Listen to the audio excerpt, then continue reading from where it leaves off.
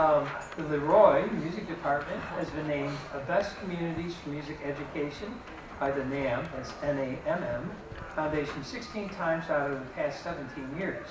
Over the course of their tenure, the 6 members of the LeRoy Music Department have found strategies to make available to their student body a multitude of curricular and extracurricular offerings in order to best cover all students' interests and ability levels.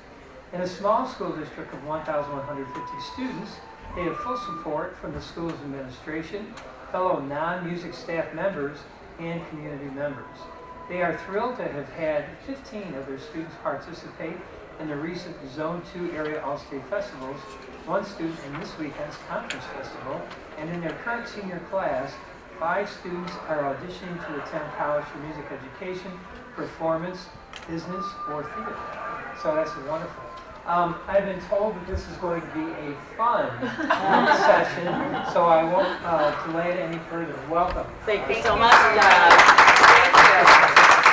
All right, welcome all. My name is Jessa Dechant, and I'm one of the music teachers at LeRoy Central.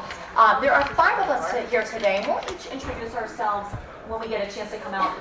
We have another colleague that works with us who's phenomenal as well. He just was not able to be part of this weekend. So when you hear about the 6 of us, we're also thinking about our colleague Dan.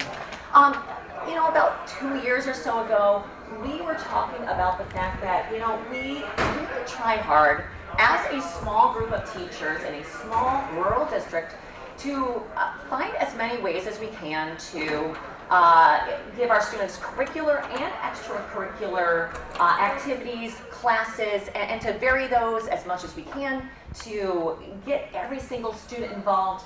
And you know, we thought maybe we do things a little differently than maybe some other schools do, and it might be great to share what we do and maybe even hear what you folks do in your school districts. So we're going to present some of the things that we've come up with, but of course, if anytime you have questions, if it jogs your memory and you're like, oh, I do that too, but in a different way, we would love to hear from you. Of course, we're going to try to take those questions and comments more to the end, though. Now, as Doug mentioned, we're going to try to make this a little fun. You folks have been sitting for about 2 days of seminars, hearing people talk, right? And I get it, it gets a little tiring. So on the back side of your handout, there is a bingo card. And that bingo card will relate to things we are about to say, or maybe things you will see up on the screen. And you should definitely keep track of those items. If you need a writing device, I did bring pencils and pens. I am a teacher. If anyone missed a handout, we do have extra. We have extras up here if anybody needs one. And you know, you should definitely yell out bingo. I did bring prizes. The first 5 bingos, we have lotto cards for you guys, scratch offs. And I even have a bonus for the end, okay? Gambling and music. So, right. Let's make this happen, right? So, right, so we're from LeRoy, and that's about 30 minutes west of here. It is the hometown of Jello. We have a really phenomenal group of students we get to work with. Every day when we are working with our students, when we are working with our fellow staff members, we are always thinking about the 3 C's. And we're going to hear more about those 3 C's. We do our best to cooperate, communicate, and be compassionate with our students, no matter what age level they're at. We try to do that amongst each other in our music department. We're doing that with our non-music faculty. We are doing that with our administrators. And then, of course, with our community, and get the word out as to what we're doing every day to have their support, and we love what they do for us, and they love what we do for them.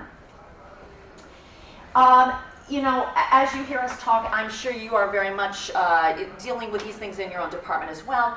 We are all very different people with very different backgrounds, we have different personalities. We certainly have disagreements at times, but we have found ways to always come together and have the same goal for our students every day. And I would assume your goal is something similar to this, but we really try to make sure that our students benefit from and enjoy music education. And you know, our ultimate goal, if our students could go on after high school and participate in music as adults, that's it. We've had it made. And whatever we need to do to make that happen, that's our goal every single day. So we have to put our differences aside, of course, sometimes. We all have to do that. We all have to be flexible. And to help us do that, we tend to share a lot, maybe even more than we need to, right? We text all the time. We got the group chats going. We call sometimes at all hours. We are emailing, all sorts of things. Oh dear. And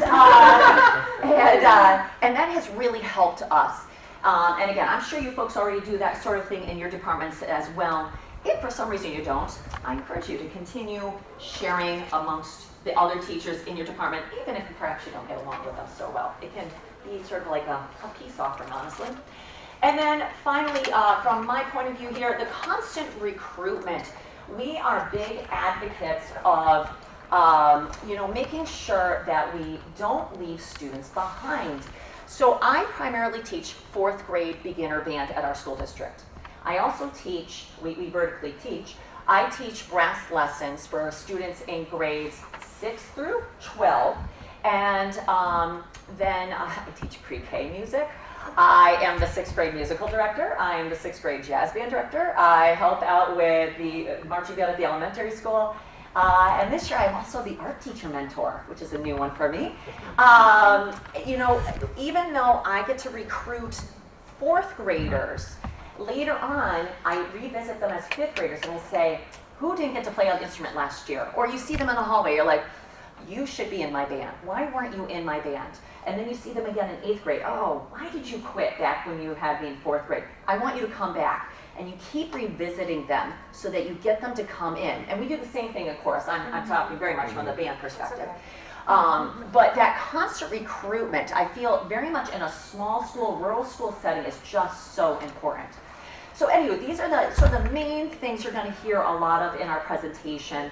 And I'm going to let my colleagues build on those some more. But we also laced in a few memes in here to keep things going. So there's Bill Murray. We are a team, and that is some teamwork. I'm going to hand things over to Matt. All right. Thank you. My name is Matt Nordhausen. I primarily instrumental music. I have the 5th and 6th graders. So Jessa starts them in 4th grade, but again, we very much work as a team. But then she hands them off to me for 5th and 6th grade. And then vertically, I am a percussionist, and so I have all the percussion lessons all the way from 4th grade to 12th grade. So as I joke about with those kids when they start with me in 4th grade, I'm like, if you guys, if we get along really great, you're gonna love this. We're gonna 8 years together. If you don't like me, this is gonna not be a great, But we always have a great time. So I also run the marching band, the 7th to 12 marching band, which is a competitive group in the New York State Field Band Conference. We have an elementary marching band that Jessa talked about, which is really cool. That's 5th and 6th graders, the mini marching nights. Love those guys. I take the junior high jazz ensemble, and occasionally, when schedules allow, I do a percussion ensemble too. So there's lots of different offerings, which is part of what we're going to talk about as well. But where it all starts is getting the right people in the right positions. So in order for that to happen, if you're already in a department, obviously, or hopefully, you need to have the ear of your administration, of which we even have our high school principal here, which is really awesome. Talk about support, right? But you have to have that relationship already started with your administration so that you can be a part of that hiring process. Many of my colleagues in other districts do not have any part in the hiring process, and maybe that's, how about you guys? How many of you do not have any involvement? Oh, that's awesome, you already do. All right, how many of you do have involvement? Oh, fantastic, that's great. I've talked to so many people that don't. They're like, oh, we have an opening. They don't get, they're not in charge or play a part in even coming up with what the posting will be. Then they're not involved in the actual interview process, vetting of them or calling them or having them come in. It's not until maybe at the end or something like that. And that just boggles my mind, especially for something that is such a specific field as music is, which you obviously know all being here and being the musicians and the music teachers that you are. So cultivate and build those relationships with your administration, and when the time comes, make sure that you're going to be a part of that process. So speaking of that process, number one, drafting the position. What is that going to look like? We have hired... You have hired. So as was pointed out by Jackie, my colleague over here the other day, I've hired all of them. So I'm the old man of the department. So anyway, one of our recent hires, Tasha, came to us, has it been 5 years? 5 years now. And when that happened, she is our junior senior high band director. But that could have been my position. The administration approached me and said, okay, the junior senior high person is leaving. Do you want to be that person, or do you want to stay with the elementary and what you're doing, blah, blah, blah. So first you have to figure out that. And again, if you don't have that relationship with your admin, that wouldn't even be a conversation. They'd just be posting as junior senior high. Now, it was junior senior high because I wanted to stay where I was anyway. But again, you need to be part of that drafting of the position. Otherwise, it might just be, hey, we're looking for a music teacher. And then you're going to have anybody and everybody apply, because you know our degrees are like pre-K, birth through 12 or whatever, strings, vocal, apparently we're gods and we can do it all. But we all know that that's not the case. We have our strengths, we have our weaknesses. So you're going to want to make sure that you're getting the right candidates, and that's not going to happen unless you've got the ear of your administration and you do an appropriate posting, or even where to post. The most common one is the NYSSMA website, quite honestly. That's where most collegiate students are going to go look, or where we go to look when we're looking for jobs and things of that nature. And sometimes your administration is not even going to know about NYSSMA or whatever, and they're just going to be posting on whatever boards or just the school website. Well, now you're limiting your pool. And if you're limiting that pool, you're not going to get the right people and the best people in those positions, which we've been able to do, which is the biggest part, rather, of our success. We have 3 instrumental teachers. We have Jessa, myself, and Tasha. Jessa's a brass person, I'm percussion. And guess what Tasha is? Woodwinds. And we did that. Brass again, we screwed up. So, we did that purposely so that we would have strengths that complement each other. Because, can I teach woodwinds? Sure. Do I know them like she? No. Do I know brass like her? No. So those are really, really important things. So please do that. Advocate for your department's needs. Here's a big one. A district that shall remain nameless. Recently hired a bunch of new music teachers. They had a huge turnover. And they have a marching band program. And not a single person they hired wanted to do anything with the marching band. Now, the reason why I bring that up is because that's an extension of your program, all of those extracurriculars. That's like, and it boggles my mind, if you went into phys ed, you're going to go be a phys ed teacher. Guess what a big component's going to be? Coaching a sport. I don't understand, this is me personally getting on my soapbox, I don't understand, if you're going to get into music, or if you're going to get into phys ed, I'll use that as the parallel, you've got to expect and hopefully want to do those out of school. If you're going to punch in and punch out, you're not going to have a successful program, because most of what we need to do, especially in a rural setting where you're sharing kids and sharing facilities and everything else, is going to be outside of the school day. So in my opinion, and it's because the music department of that place is not really involved. The administration is like, this person's a great teacher, great, cool, this person's great. But they don't have that expertise, that knowledge, and now that program is going to massively suffer. And that's not good for your kids and your overall program. And that just went into strengths, weaknesses, like we talked about, and extracurricular needs, like I just gave the analogy for there. Instrumental vocal in general. You're going to want to make sure that, again, you're hiring the right people for the right things. Dan, who's not with us today, a phenomenal general music teacher. Like, that is his bread and butter, and that is awesome, and he lives it and breathes it and is it. And you're going to want, how many of you have taught general music before? It's a different animal, right? It's not ensemble time, it's not lessons. And you really have to have a passion and a knowledge for it and of it to be great and successful there. And I'll tell you, if your general music program's firing, boy, that's going to help out the instrumental and vocal tenfold. So you're going to want to make sure you get that. In terms of pedagogy, music learning theory, traditional stuff like that, I know a district in this area is huge on MLT. And so they've had a bunch of recent hires, and they wanted to make sure that the people they were getting were people based on this. People that are familiar with it and use it and can be successful with it. And again, if in that district, if only admin were in charge, your admin's not going to know, no offense or anything, you're not going to know specific music learning theory technique, that's not going to be a thing. So again, you're going to want to help to be there and craft that, because once you get the right people in the right positions, and I'll be a little cocky for a second, then everything succeeds and all of your programs flourish. If one spoke in that wheel is not functioning, that's a problem.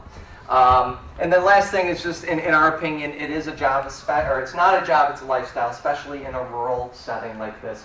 You are going to be with those families, you're going to be with those kids, you're going to be working with them, inside the school, outside of the school, and stuff like that. And it's not per se different in a larger setting, but it tends to be a little bit more intimate in a rural community like that. So I'll jump off and we'll hand things. Who's next? Bam. Cooperation time. Oh, and we're getting at the Jeff. Here we go. All right. Yes. You didn't say that.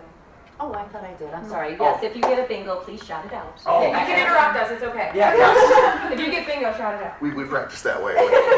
Random bingos being shouted out. Do you want me to click That'd be great if you Cool. could. Cooperation. Look at that. Thank you. Oh. Wasn't even planned.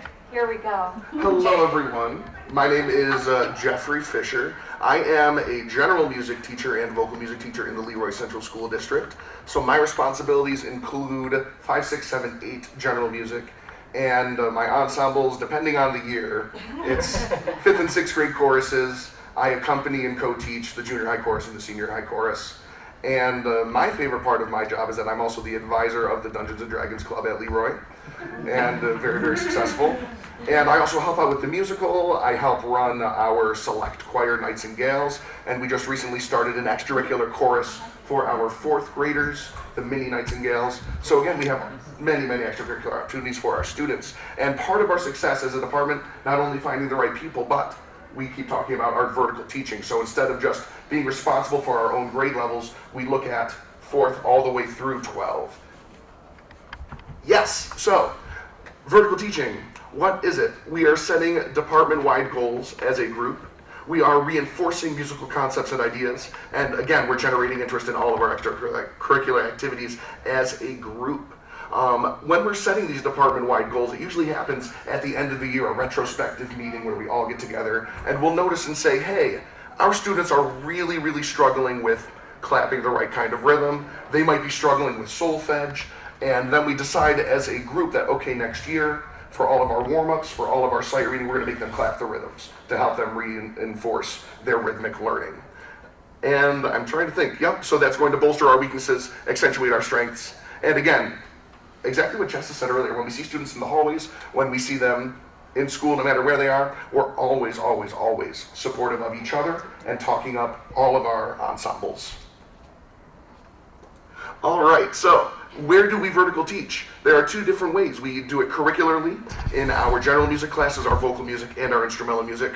And again, extracurriculars, which we're very fortunate at LeRoy to have so many opportunities.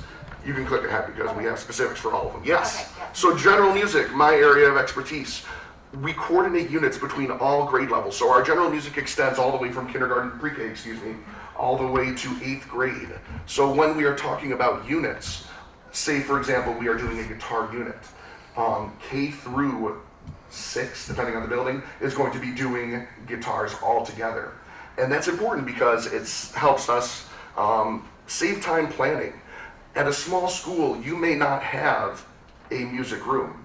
You might have a band room, a chorus room, and a general music room all in one. You might be sharing that with other teachers, which is what happens to me at LeRoy. So I have to be very flexible, and that is why we vertical teach, coordinate all of our units together. For vocal music, when Jackie and I work together, we start with simple concepts for the younger ensembles and we build upon them all the way through up to 12th grade. So because Jackie and I work so closely, we have that director-accompanist relationship, or we're co-teaching. I'm taking the men's voices who are changing. Jackie is working with the sopranos and the altos. We're always using the same goals. We're using the same warm-ups. And the bonus here, because we do such silly warm-ups with the elementary, they'll often ask to do them all the way up to 12th grade. Instrumental stuff. So, ways our instrumental teachers, they already communicated this to you.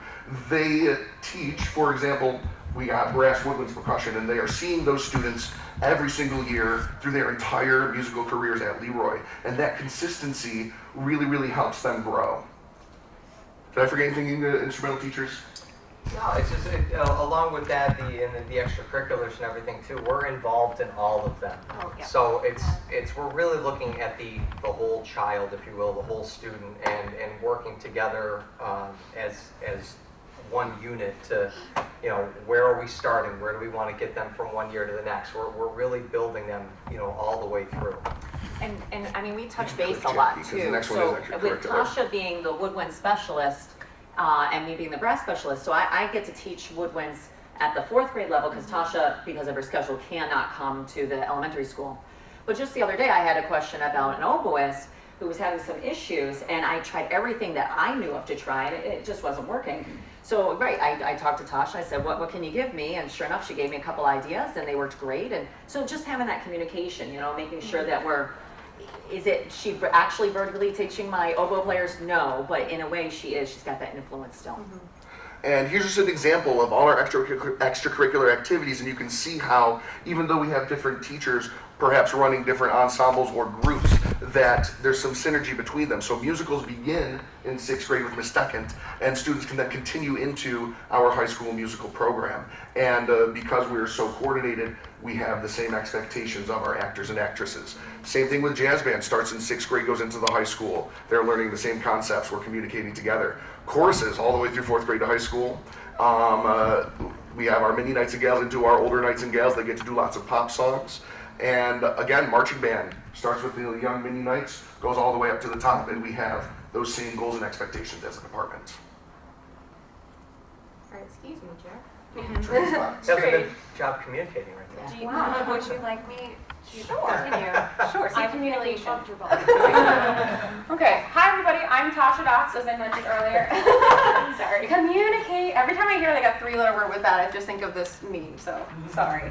I'm Tasha Dotts, I'm the junior senior high band director. I am also, again, the woodwind instructor. I also teach brass lessons because I'm one of those weird clarinet players that's actually really good at trumpet. So I also teach the trumpet. I'm the pit orchestra director, I'm the assistant marching band director with the high school marching nights.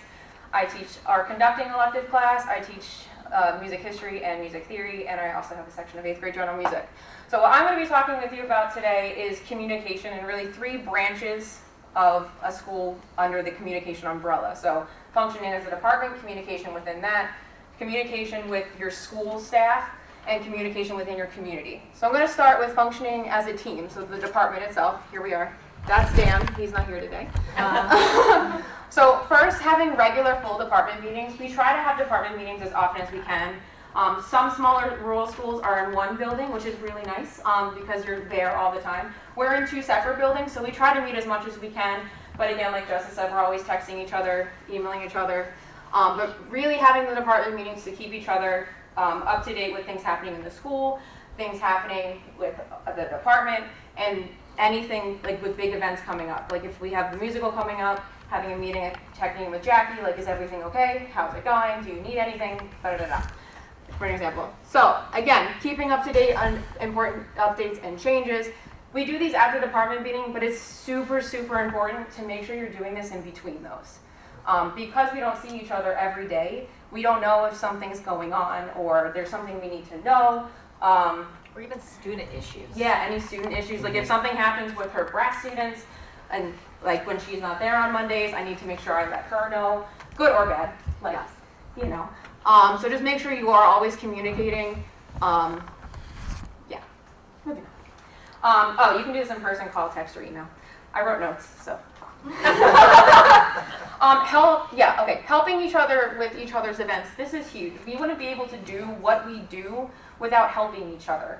It takes a village, as the saying goes. So, and if we don't support and help each other with everything we're doing, that event won't be successful, and it won't be successful for the kids. So like area all-state, like Jackie and I take turns on who can go. If like she can't go, I take the kids, even if I don't have kids, and vice versa. You know, like making sure you're helping Jessa with the 6th grade musical. We all go down the day for the dress rehearsal and for the performance to make sure she's all helping out. We are a competitive marching band, so the Dome competition in Syracuse, the national state finals, not national. All the entire department comes and helps out with that as well. So make sure you're helping with each other's events. Maintaining open communication. These are the people you're going to be working with the most. Wow. So I'm stuck in front of the light. these are the people you're going to be working with the most. So make sure if it's something that's bothering you or something positive or something you talk to them about, you're maintaining that open communication so that you can resolve things quickly, you can get things done, because ultimately it's what's best for the students and what's best for you. Because working with people you don't want to work with is miserable. So, and I love working with True. these. No. Wow.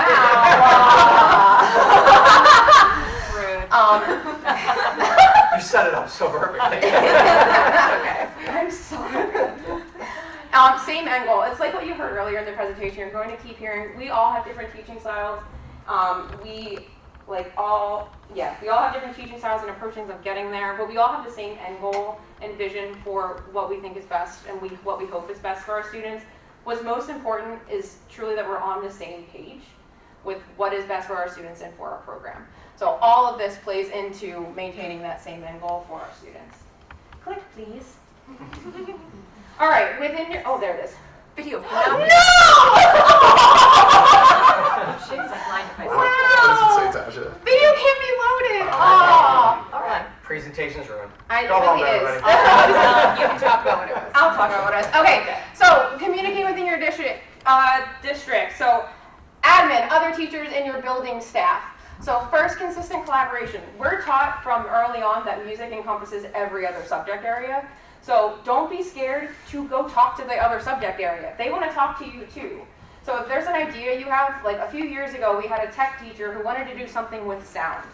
And he came to us and was like, what can we do? And then we went back to him and they did his whole sound with tech colors, like different sounds made different colors on a machine. They entered it in a contest. I don't remember if they won or not.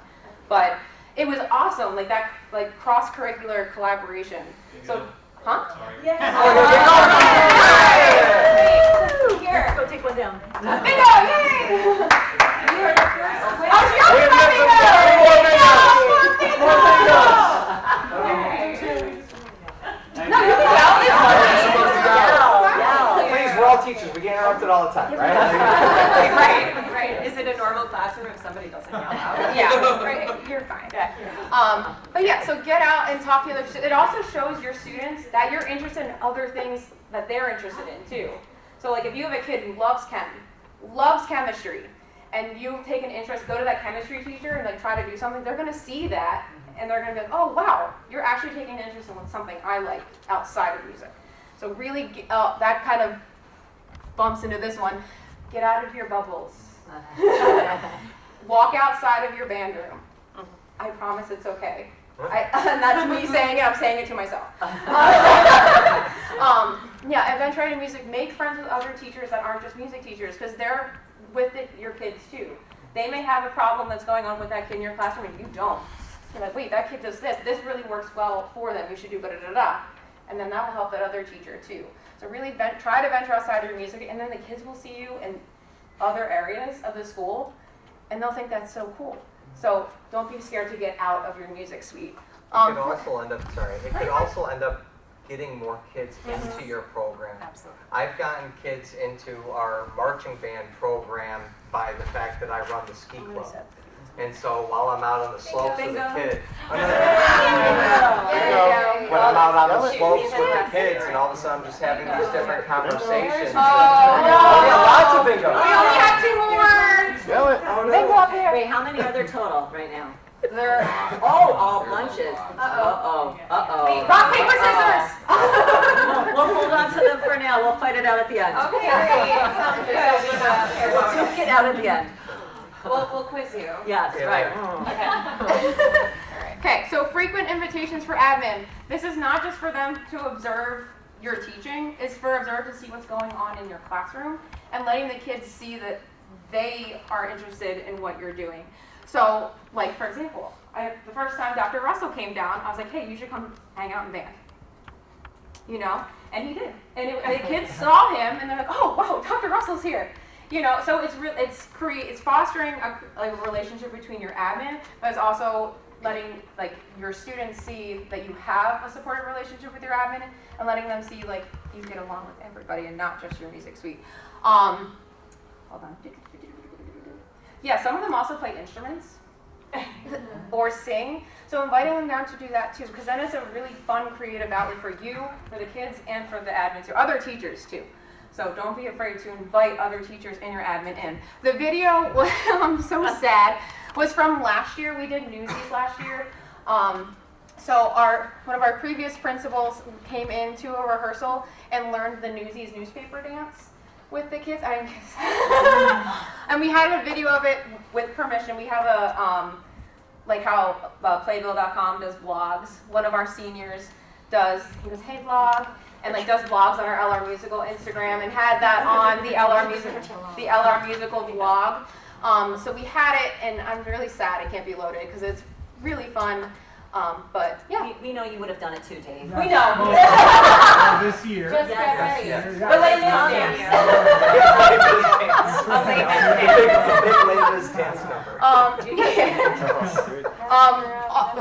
probably most importantly is have a good relationship with your building staff. This includes bus drivers, custodians, cafeteria workers, buildings and grounds. They are the motor that keeps your school and your program running. Be sure to thank them.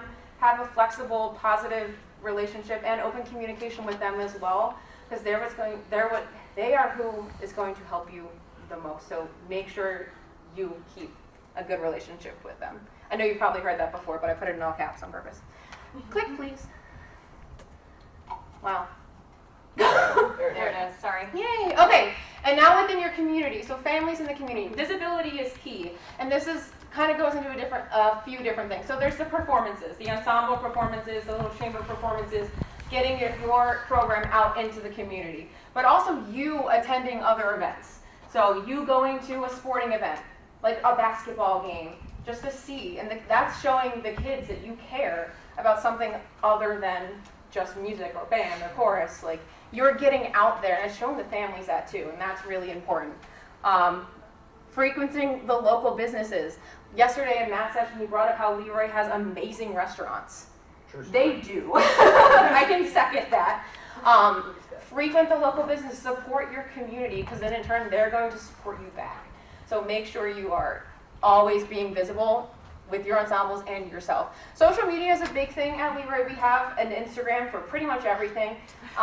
We have a link tree that's on one of the QR codes. We have our LR bands, LR choir, LR musical, LR marching nights, and a bunch of others. I won't list them. And we also have Twitter too. Don't be afraid to reach out to local businesses to help you with other things. And consistent communication home. We use Remind a lot. The elementary school uses Blooms. Our school district is a school tool and Google School District, so we use school tool and Gmail. But also you can call home too, and they shouldn't always be negative, right? A parent wants to hear good things about their kids, so don't be afraid to make that phone call home. Be like, hey, Susie did great today. They want to hear that. They don't want to hear, Susie threw something at me today. So like, don't be afraid to call home and say something positive. But communications. Oh, I think I'm done. Yeah. Yeah, and with that last communication part, it's really quick and easy too. Like my elementary band, the 5-6, right? They had a phenomenal rehearsal the other day. Just random, you have one of those amazing rehearsals. So it took me just half as a parent of one of the kids in the band, it took me a half a second to write it, and I did a reminder. Hey, just wanted to let you all know your kids were rock stars today.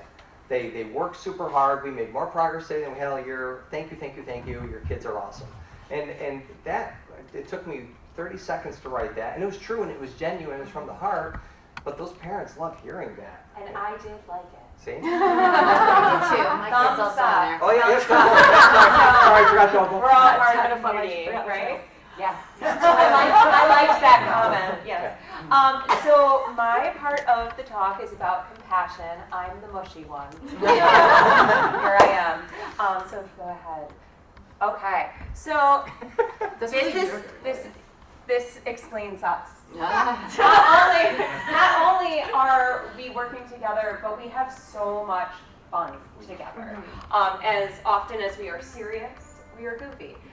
This is 1 year ago. Today, where I was leaving this conference and I got a flat tire. And AAA was going to take like 4 hours, and so I was like, I don't know what to do. And my husband had all 3 of my kids at home. And I was like, Matt, can you come help me? And he was like, I'll be right over. I'm in Henrietta. So he ran over, he changed my tire over by Jiva, and then I got home. So it's having that compassion for each other, our staff, our colleagues. We truly do care about each other, our families, and I think we all feel that, and that helps us to connect maybe in a different way than other staffs do. I know we keep saying it, but we are so lucky to have each other. We're as much friends as we are colleagues, and yeah, so that's wonderful. If you all are on these, we've been talking about these goals, right? If we all have the same goals and we really work together, we're going to be that much stronger and more understanding of each other's needs. We also are going to be understanding of, like, Matt is super high energy. And also, at times, he might text me at 2 in the morning. But he does that, and he knows that I am probably going to respond. Whereas Jessa likes to sleep. so Jessa does not appreciate the 2 a.m. Jessa's text. cutoff is 10. We don't text past 10. So this is true. It is very true. So understanding each other's personalities and the way that we each work really does help us to bond as a department and become the strongest department that we possibly can. We simply want to work together. We really do. We collaborate. We have so much fun. Jeff and I collaborate all the time because we're always in choir together, and he's my phenomenal accompanist, but he's so much more than that. And we never talk over each other, but it's this natural collaboration because we understand each other so well. I mean, we've been reading each other's minds since I was 12 years old. I've known Jeff since when we he first was met. 12. I'm not going to talk about how old Yeah. I was when he was 12, but that's okay. So you just need to start feeling comfortable with your staff to really get to know them as human beings.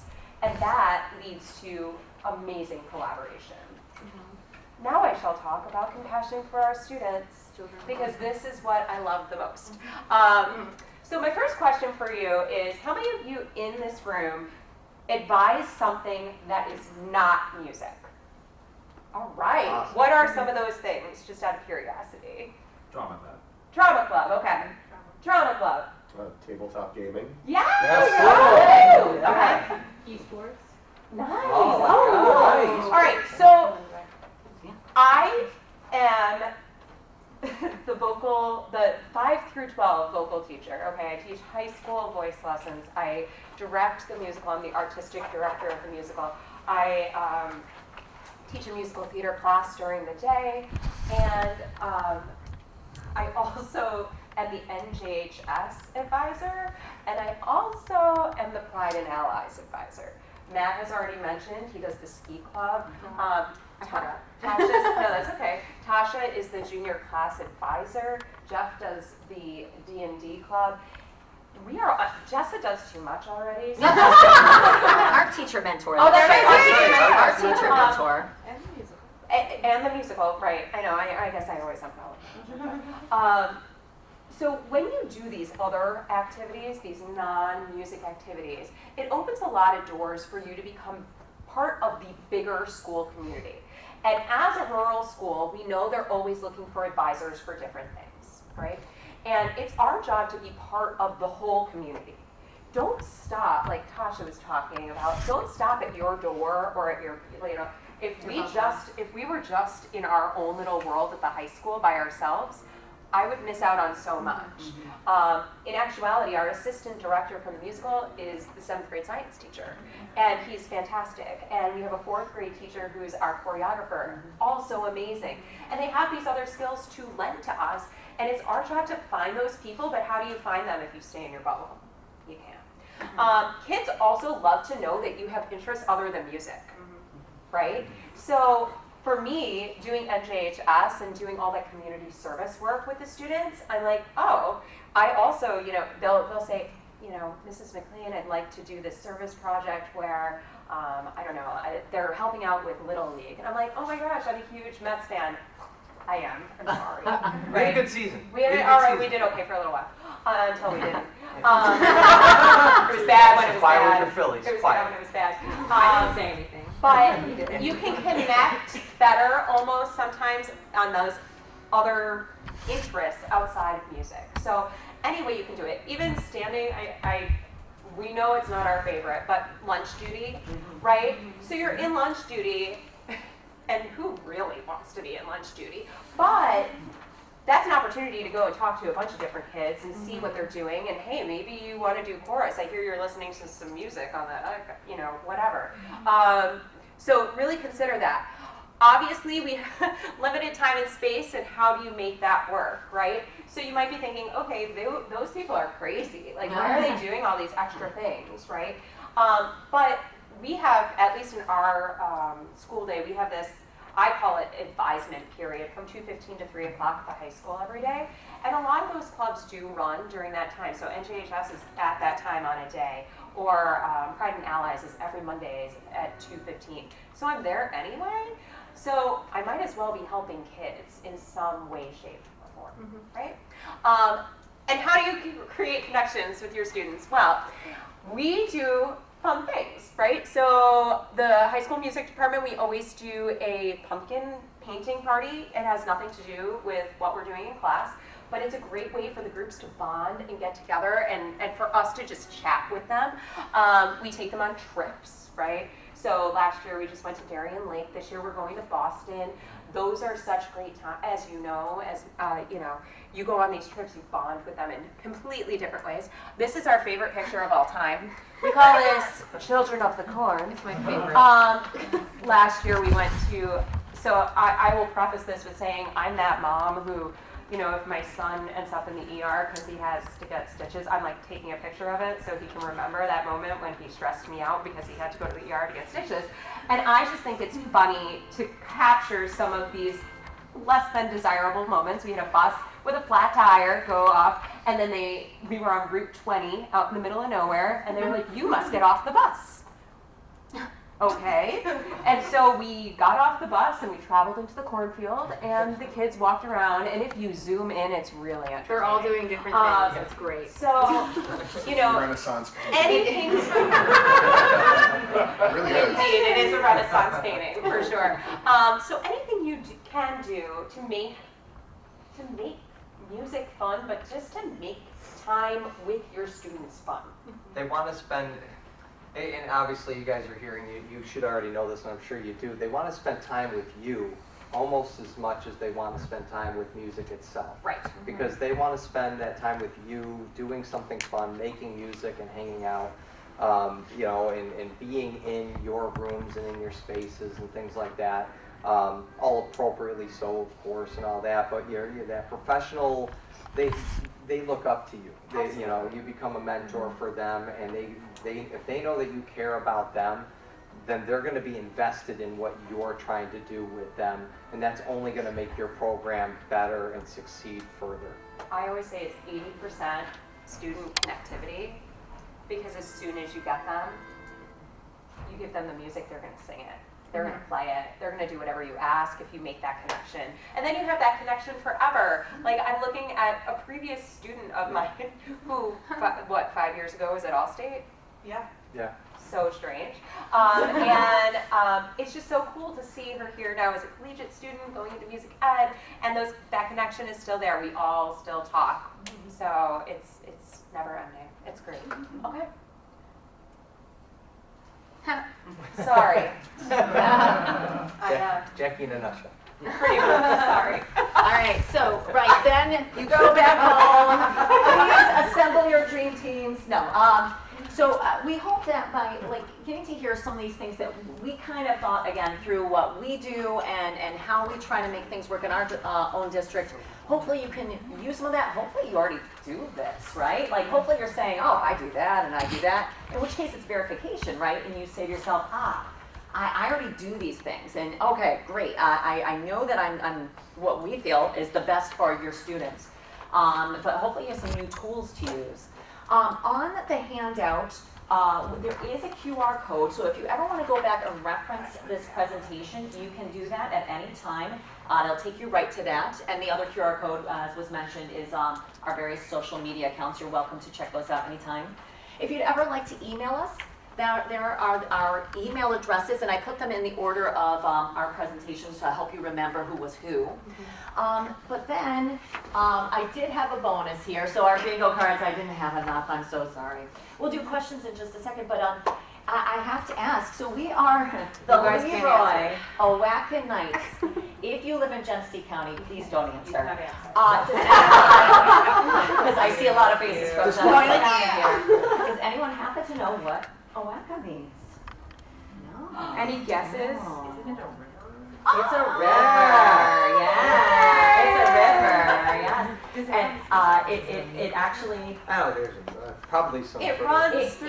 runs through a few counties. I think it's like 4 counties, and it gets into the Genesee. Historically, And imagine I believe probably it's Native American. it's a Native American word, Seneca Nations and stuff. So, do you folks have any questions, any contributions, anything you would like to put out there that maybe your district does that might be helpful to us, to anyone else here, anything at all? in the back. Yes. I have, but I will do my leading question. Go. Who runs all of your social medias? That's a great question. We have, and this year is different than what it has been. So this year, our social media is all one school now. Even though we have 2 separate buildings, it is one school. And we have over here Alicia with a video camera, and she comes around to a lot of things that we do, that sports do, that different clubs do.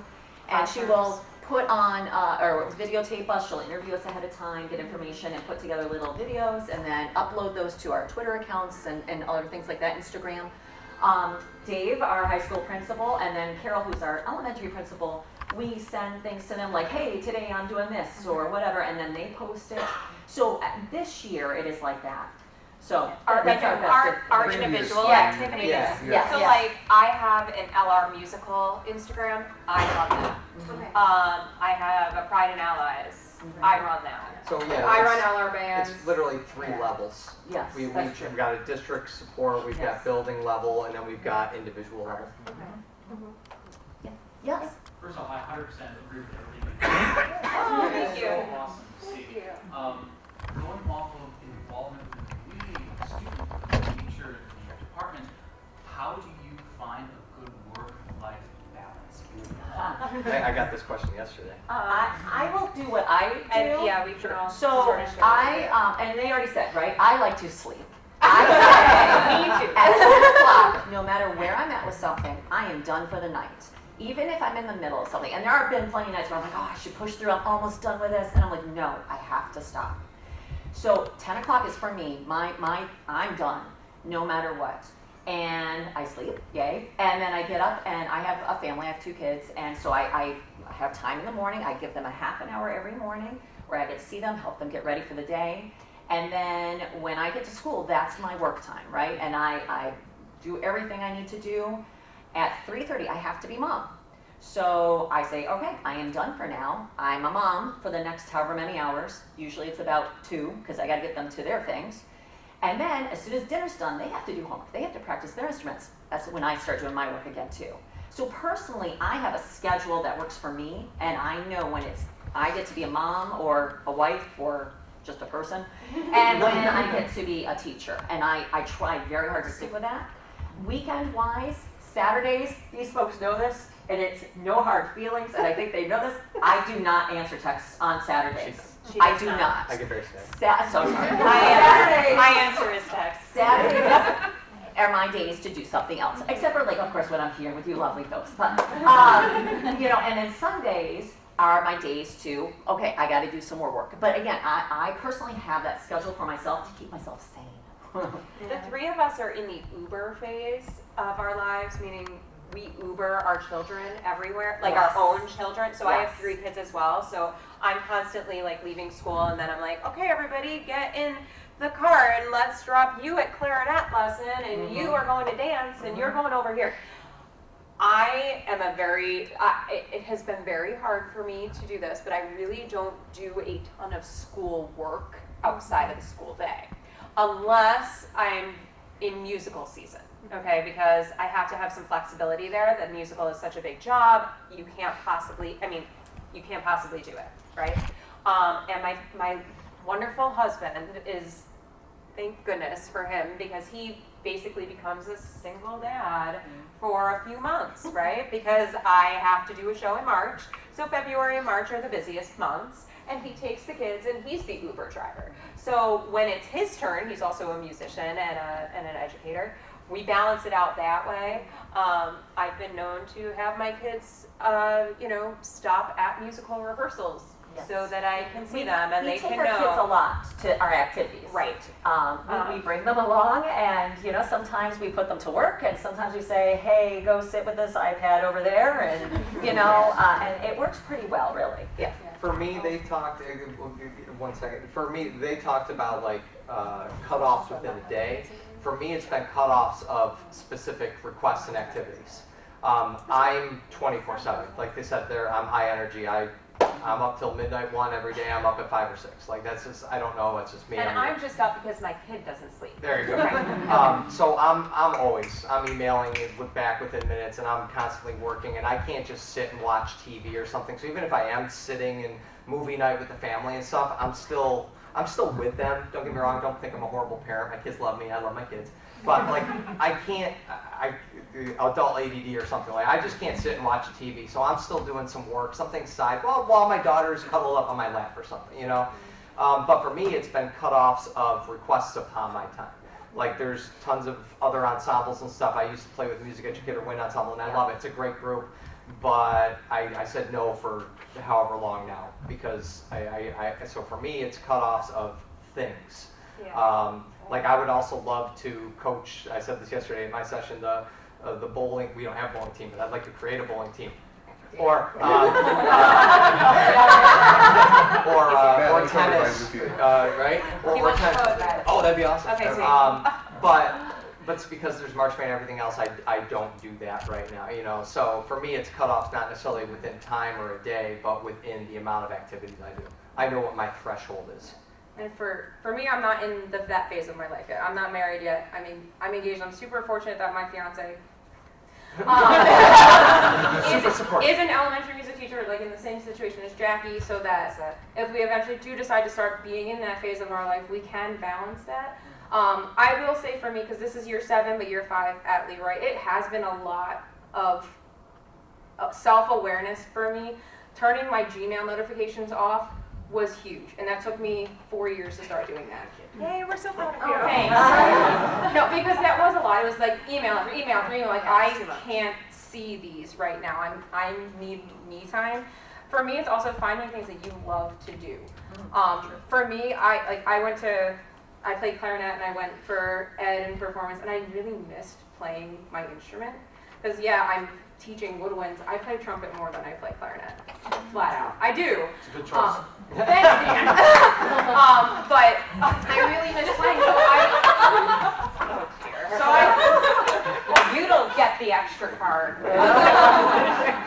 So I do play with the Eastern Music Educators Band because I really missed playing for myself. And what's really cool is one of my students is in it with me. Like I get to play with one of my senior students who's going to graduate because Bill let him in, Connor. That's awesome, and it's fun for me that I get to share that with him and get to play my instrument again. So it's finding things that you really enjoy. It doesn't have to be music. I also do a lot of calligraphy stuff. I do all of the awards for us, so I really like doing that. So finding what you love to do and making time for yourself to do those things. Turn off your Gmail notifications, turn off your Google Classroom notifications. I still have the little bubble that comes up in the side, so I'm like, I can check it now, but I don't have it pop up like, you have an email from Connor McGee, I left my trumpet at school, can I, I don't have that up there anymore, so it's setting those boundaries for yourself, too. Questions? Jeff, anything, I'm sorry, Matt, Jeff, anything you want to add for Oh yourself? gosh, no, I was going to say I struggle all the time. Oh, there it is. Okay, never mind. Honesty. Come on! Question. With all of your different personalities and philosophies and whatever it may be, how have you been able to negotiate similar, whether it's counting systems or solfege systems, if you all came in, especially vocal and instrumental people have different ideas of things, how have you been able to negotiate? So I think that goes back to a little bit of what Matt was talking about with the hiring process. Because for us, we're all, yes, we are clear, you're seeing our different personalities as we talk to you And we all went to different colleges. And we all went to different schools. Some of us have some crossover. I'm the sole cranny, but You went to Ithaca too. I did go to. Thank you. All right. We'll talk slower. Yeah, thank you so much. I really appreciate it. Kidding, all of you. I'm forgetting. But in the interview, I actually remember being asked, do you do solfege with sight reading, and do you use number counting, and how, and my response was yes, because that's what I was taught. And I could tell in my interview that that's what they were looking for. And what I love as the vocal teacher is obviously solfege is so huge to us, and it's a great way to sight read. My band colleagues use solfege. We all agree to do that. I use it in beginner band. Right from day one, we use beginner band, and we sing solfege, and we relate our scale to solfege right from day one, and it's beautiful how it works I together. couldn't believe it. Yeah. Honestly, as a vocal teacher. And not so only it's was that amazing. a part of the hiring process, but we do talk consistent or regularly about that, and hey, how is the system working for you? And we've changed things up over time too. But even if we haven't all agreed that a certain way is the best way, if the majority of us want to do that, we're all in. Yeah. We're all in. We'll do it. And it's that idea of compromise. With any relationship you have in your life, right? You have to have some compromise. And, I don't always agree with, I don't know, something my husband wants to do. And I'm like, all right, well, if you want to buy that boat and be fishing all summer, I guess you can. Which is what happened. But, it's compromise within our department. Yes. And I know it's going to sound cheesy, but we're like a family. The kids in our district know that we're like a family, and that is the persona we put out into the community. And so I think that really helps. Yeah. It's maintaining that open communication. If you want to try something too, we're all very open-minded. And keeping an open mind, that's important too. I came in a few minutes late, so you may have already answered this. Are one of you a department head? This is an excellent question. Oh, Dave. Yes, so Just there are department chairs and grade level chairs and things like that. They are stipend positions in our contract with the Board of Ed and the union.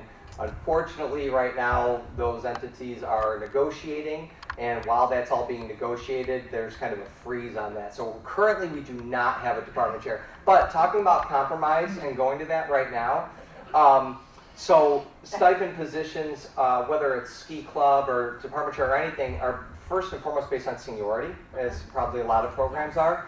So our department chair was one person for a very, very long time, and then that person retired. Then it was another person for a very long time, then that person left.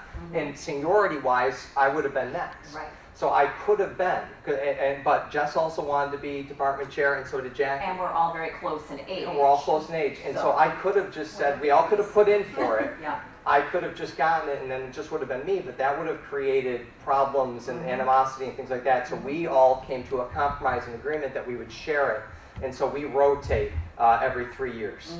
But right now, like I said, because of negotiations, there's not one right now, so we're all just kind of sharing whatever load we can. However, thank goodness we all communicate so well Yes. and talk, or Yes. this could have really imploded. Yes. Yeah. So, Well, even this presentation was, started because we had a department chair last year, and when we put in this poll proposal, and then we just kind of kept things going. Yeah. Because we wanted to. yes. With the constant recruitment, what does successful recruitment look like, especially at the high school level for instrumental? Because That's a question. So that's really me. Yes. I really try to pitch to all the students that it's never too late to rejoin or join. We have beginners from 4th through 12th grade. And really making sure in lessons, you're doing what you can to get that student to where they want and need to be. They can be overwhelming sometimes for the student in ensembles because as a 9th grader, if they're a beginner, we have a 9th grade beginning percussionist right now, they have to be, and trombone, they have to be in senior high band. But you also have 12th graders who have been in it since 4th grade.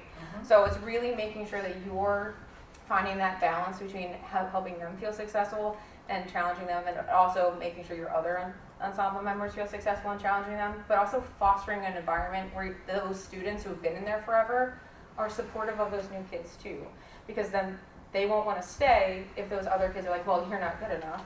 Yeah. No, I don't let that, like making sure that doesn't fly in your room, just making sure that they feel welcome in your room, regardless of if they're beginners or not. So I was gonna say, it's so easy to rewrite music, right? Yeah. So anything she chooses for her senior high band, there's a brand new, this year, trombone player, and we've had other students in the past that have been low brass, I just take that music and I put it into finale, and let's say all she knows how to play at this point is like a B flat, a C, and a D. Well, I look at the chords of what's going on, and I give her some half notes and whole notes, and beautiful. She can play for the concert. You know, is it as intricate as everybody else? Nope. Are there going to be times where I have to have her rest for a full measure because there's something that's so rhythmically intense or intricate that I can't even put anything in there for her? Sure, let's have her rest for a measure. But then she's still a part of it and gets the start of it all, and it really works very well. And then from the recruiting standpoint, unlike at the elementary level where we will literally go into every class in 4th grade, 5th grade, and 6th grade every year and actively recruit, we're not actively recruiting in 7 through 12. It's very subdued, but what happens is like you guys do but also the kids themselves. The kids go out and draw other kids in, or like I talked about, I'm doing ski club and I pulled in kids that way. So Tasha and I, this is something I guess hopefully you got it from the message of everything, but we really think of ourselves as a music department, not a band and chorus. Yeah. Tasha, we don't have orchestra at our school. Right. Otherwise, they'd be involved as well, of It course. sure would, teamwork. So Tasha is always looking for kids in my chorus, and my chorus kids, I'm constantly saying, you need to be in band. You're such a good musician. Why aren't you in band? And we really promote that the best and the strongest musicians are the overall musician, and so they should be in both. That's obviously not for all kids, but if we look at the kids, say our 5 that are going on in music, every single one of them is in every facet of our program. So we recruit from each other. Yep. Now, it is technically 3:30, and I'm sure you folks might have other places you need to go. We're going to stick around for a few minutes, because I don't think there's anyone coming directly after us. But so if you have any questions? Yes. If you were one of our people who got like the 4 bingos at the same time, come on up, we'll figure something out. First 2 people up here. First 2 people up here.